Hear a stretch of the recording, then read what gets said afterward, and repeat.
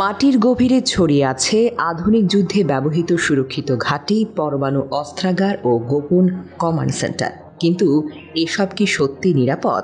আজ আমরা জানব এমন এক অস্ত্র সম্পর্কে যা কংক্রিট আর পাথরের দেয়াল ভেদ করে পৌঁছে যায় মাটির একেবারে গভীরে, যার এক একটি বিস্ফোরণে ধসে পড়ে কোটি কোটি ডলারের ফর্টিফাইড স্ট্রাকচার।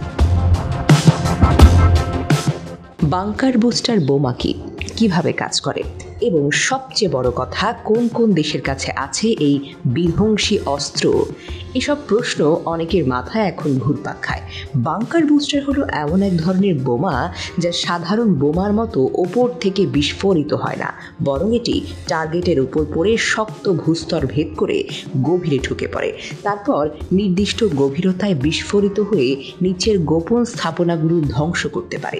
এসব বোমার মূল কাজ হলো ভূগর্ভস্থ পরমাণু কেন্দ্র, সুড়ঙ্গ, সামরিক ঘাঁটি বা কংক্রিটের নিচে থাকা কমান্ড সেন্টার ধ্বংস করা।